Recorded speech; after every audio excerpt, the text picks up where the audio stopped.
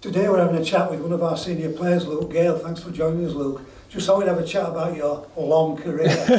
It might be a long interview, TC. 17 years ago you signed with the Leeds Academy, but you didn't get into the first team, did you? Who were keeping you out of the first team? Yeah, seems only like yesterday that, TC, but yeah, signed with Leeds. Our academy lad from being kind of 12 years old signed a scholarship, and then you signed your first professional contract at 16. Obviously, I was just starting out my journey, and Danny Maguire and Rob Burrow were just starting out their journey, 2 or 3 years ahead of me, and probably knew early on that you're probably not going to break through into that Leeds Rhinos first team. I was a Leeds Rhinos fan growing up, and yeah, them two went on to be probably the best 6-7 partnership probably of the Super League era, and to win all them titles, and but enjoyed my time there and learnt a lot. You went on to Doncaster. You went on initially on loan. It wasn't a bad move for you, was it? You won the Young Player of the Year, I understand.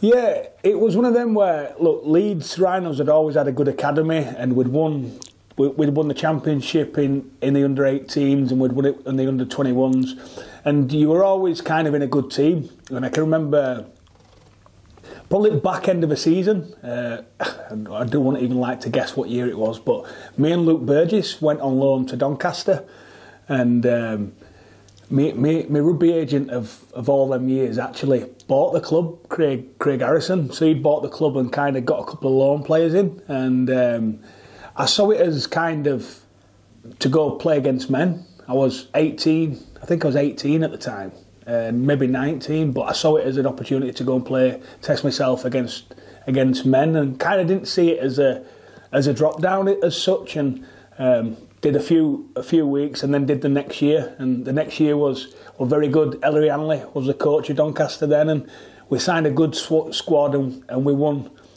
Champ 1, or was it Division 1 at the time? I don't know what it was called back then, but yeah, we won that league and ended up scoring.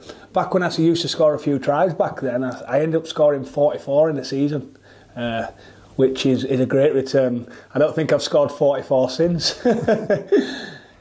First taste of Super League was down at Harlequins, precursor, of course, to the London Broncos. You did 3 seasons in London. What was it like living down south? I absolutely loved it. I can remember I had a great season at Doncaster, loved my time, and I can remember Harlequins coming. It was Harlequins or London Broncos? It was Harlequins first, yeah, it was, because they changed it as well. I think they changed it after I'd went, but yeah. Brian McDermott was the coach, and they come in, and I can remember 19 years old, packed my little Renault Clio up, and soon as obviously I had to move away, my mum and dad packed my Renault Clio up. It was full to the brim with all my belongings, and moved down south, moved in a clubhouse with a lad called Ben Kay, who was a Leeds Academy as well, and we had some great times. I suppose it was where you kind of learn your craft as a scrum half. You're kind of out of the limelight. You're not expected to win much down there, if that makes sense. It was you kind of knew you were going to be at lower end of the table, but you almost felt no pressure. And we had a lot of good times down there, a lot of good players. Luke Dawn, I enjoyed playing with him, and Brian McDermott gave me my first opportunity as my Super League debut, so I thank Brian McDermott for that every time I see him. After 3 seasons in London, you went to the Bulls, back to West Yorkshire. Not a particularly good time. Weren't the Bulls relegated? Yeah, it was a move, kind of. I can remember speaking to Craig, my manager, and saying, look, I've kind of done 3 years down south, and I want to come back up north, and kind of learnt my trade and want to kind of kick on. And there were a couple of clubs that we could have gone to, and we went for Bradford, being a big club, an ex-big club sort of thing, and thought they could kind of get back to that where they had been in the past, a massive club that used to win a lot of trophies, and my career kind of stalled for a bit. A couple of injuries early on, and we always had off-field issues, TC, with the owners, and kind of we'd have a good pre-season and we'd get to Christmas and the owner would go bust and we won't get paid, and as soon as you don't get paid, or people come and take all your best players. And I can remember every pre-season we'd kind of get to January and we'd just see people disappear, and I think we got deducted points, and that's the year we ended up getting deducted points and ended up going down. So not a great time, but at the end of that Bradford time, it's when I had my first introduction and first meeting with Darryl Powell. 2015 that was. You went to Castleford. Your first season, you won the coveted Albert Goldthorpe Medal that was offered by Rugby League and League Express, the media magazines, when they voted for the players of the match. You won it in 2015, you retained it in 2016 and in 2017. That must have been a proud time for you. Yeah, it was. I've still got the little medals as well, and they promised me they were gold plated as well. Did Martin Sadler? Martin Sadler did the. I think he runs the Rugby League, so yeah, he did promise me the gold plated. I've never actually checked Martin, but I might check that one too. You'll have to be getting them weighed in. But look, we went to Castleford, and I'd been seeing. I think 2014 was the year that Castleford got to the Challenge Cup final. I loved the way they played, and I can remember meeting Darryl in the off season. I had probably an hour and a half chat with him, and knew kind of I wanted my future there at Castleford. And we had 15 were a great year, 16 were even better, and then 17 were probably his best year when we just got beat in the. I'm sure you're going to mention that, TC, but we just kind of fell short in the grand final, but. The stepping stones were put in by Darryl in 15 and 16. But in 2017 you won the League Leaders' Shield, as you say, you went to the grand final, but go back a step to the semi-final playoff and that wonderful drop goal in added time. Yeah, it was a strange, probably a strange game, because I wasn't even meant to kind of play. I can remember I had my appendix out about 10 days before, and which was very strange, and I'd not trained all leading up to it. I think Grant Litton ran a couple of in captain's run ran at me a couple of times, and kind of tested it then, and it was good to go sort of thing. But the doctors had said, oh, you just had appendix surgery. But look, it was one of them where we'd worked so hard all year to get to a semi-final, and we didn't play great, to be honest. We went out to a lead, and St Helens clawed back, and that's probably where they started there. They kind of got beat in that semi, and then never got beat again for the next 4 years. But it was a strange game. Got a kick late on to level the game up, and then in extra time, had one opportunity, missed it just wide, but I struck it quite nice, and then got another opportunity a couple of minutes later, and you know straight away as soon as you kick a drop goal, and you know it's over. And I just set off running down the pitch, and the worst, actually got through the game fine. The worst part of it was all 10 lads laid on you, and I thought my appendix, the scars are going to cut back open here. But it was a great night, and first time Castleford had ever got to a grand final. Didn't you have an Achilles tendon injury that kept you out the following season quite a lot? Yeah, we did. We kind of look, we fell short in the grand final, which was probably the worst game probably ever been involved in. Just for look, we beat Leeds 3 times that year, and when it mattered, we couldn't get the job done, and so that one, it really hurt, that defeat. But yeah, we kind of look, we had a young squad. We didn't quite recruit players that we should have done in the off season. We lost Zach Hardacre, so we didn't get a fullback, and then look, we still had a good young squad, and I wanted to make I got beat in the World Cup final as well, probably about 6 weeks after that. So it wasn't a great few weeks, but yeah, we wanted to regain our position in the league, and we wanted to not be one-hit wonders and kind of go on. And it never kind of, I think we got beat in the semis that year by Wigan, and yeah, I got an injury late on, and kind of kept me out all, I think that was back end of 18, and kept me out all 2019 as well. And it all stemmed from a knee injury, which was quite tough to take, and I went big injury, which not good for anyone.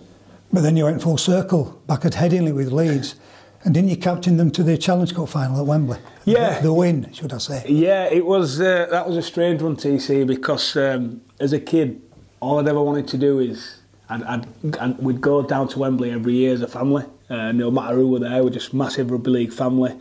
We'd go on the bus from the local pub, and all I ever wanted to do was play at Wembley. And I got the opportunity to do it, kick the drop goal, and there's no one in stand, which is a few lads now giving me a bit of stick. They call it COVID Cup that year. So it was a surreal experience. Obviously, kicking the drop goal and winning the Challenge Cup, being the captain of Leeds Rhinos, and no one there to celebrate. You know, it was quite strange. But we had a good bus journey home, which. Probably one of the best bus journeys I've ever been on. I wish I'd have gone back to Leeds and back to London again. I could have done 2 trips of it. Then you moved to Hull. Well, how did that move come about? Yeah, it was a move that I didn't really want to make, to be honest. A tough move. Was on holiday and things had not gone well between me and the coach back then. We had a good year first year. Second year, I think we got to the semis or quarters again. Picked up an injury, and my own relationship with the coach at the time didn't go well at all, and kind of knew that I'd probably have to move elsewhere to play my rugby. So I can remember getting a phone call off my manager saying Hull are interested. It was pre-season the week after, and it was like we probably have to. We kind of know that we have to move on. So moved on from Leeds, which was. It didn't feel right, to be honest, TC, you know. It was my hometown club, and I felt like I'd gone back home, sort of thing. We had a real good year the previous year, and we got to the semis, or the quarters. I think it was the quarters, actually, the year after. So, tough one to take, and probably the less said about the whole season, the better. It was a real tough year personally. Got a ban in round 2, which kept me out for 5 games. What did you do to get these 5 games? It was, looking back now, it was a silly tackle, but I never meant any malice by it. It were Johnny Lomax were kicking the ball. It was first game on Channel 4, and it was snowy, wet conditions, and I thought I could go and trap the ball. And as he's kicked it, I've missed the ball and kind of hit his leg. And it was at the time, if you remember, the bands were going mad, and they were kind of making examples out of people. And I got a 5-game ban. Took it on the chin. Come back a week later, we played Warrington, and I got stepped by Darryl Clark and left a trailing leg in the tackle. And I'd been cited and got another 2-game bans for tripping. So of the first 9 games, I'd missed 7 games. And look, it was a tough year anyway. Off the pitch, it wasn't going great on it neither. I think we finished near the bottom. And they've kind of kept on that sequence throughout the last few seasons as well. So yeah, not an enjoyable career, not an enjoyable year of my career, should I say. So from Hull you go part-time at Keighley, you stay there for a short while, and then you come to Trinity. And I've been with you training at match days over the last 4 or 5 months, and it's evidently clear that you're still enjoying your rugby. Yeah. I come into training, TC, like it was 17 years ago. I still have that hunger and that love for the game, and I always say once that goes, I think you know you're done, you know. But I genuinely come up to train every day, and I love what I do, and it's been great. It's been great. Look, it was a tough year last year. Obviously, getting relegated, and I probably come midway through the season. Real tough, and I thank Michael and Mash for that. Obviously, I was at Keighley, and they kind of got me to try and keep them up. It didn't happen, but then just what Matt's done off the back of it is nothing short of remarkable. We've got a new stadium. We've got everything's going north, you know. And Darryl's come in with his team, and it's fantastic. The lads are brilliant, and as I say. Everyone turns up with a smile on the face, and I'm looking forward to a great year. I'm not going to suggest that you're going to be ready for retirement anytime soon, but you are 36 in June, twilight of your career. Does Luke Gale know what he's going to do when he stops playing? Yeah, I definitely want to coach. I help out with the reserves and academy with Kermo and Jamie Field. The lads will tell you, Ian Thornley sat behind me, I think I'm a coach most of the time on pitch anyway. I'll probably do more coaching than training at the minute. But no, as I say, I love it. I love the game, and I genuinely I like working with the academy. It gives you a different insight, and I just look at like Michael Shenton. I did 5 years with him. He won me. He took me under his wing at Castleford. He won me left centre, and we had a great partnership. And I see how far he's come in his coaching career. From the Hull Academy, running that academy side to where he is now, our assistant, and he's been great and he's been fantastic for us. So I kind of go to him and go to Darryl. With anything I need, I ask Shenny all the time, what would he do in this with academy, and kind of get pointers off them. And I think I'm in good hands, and the club's in good hands as well. We've got some great coaching staff and great lads to boot. And finally, grand final, Wembley winners medal, league leaders trophy. There's one you haven't got, 1895 cup winners medal. The man sat behind me just then, literally half an hour ago, and he said that we need a trip to Wembley this year. And look, that's we set out goals, and everyone sets out goals at the start of the season. I think that was the first goal that we want ticking off. So we'll be working hard on the field to make sure we get to Wembley and we do everything that's needed to come back the winners. Yeah. Luke Gale, thanks very much for your time. Top man, TC, appreciate it. Cheers, lads.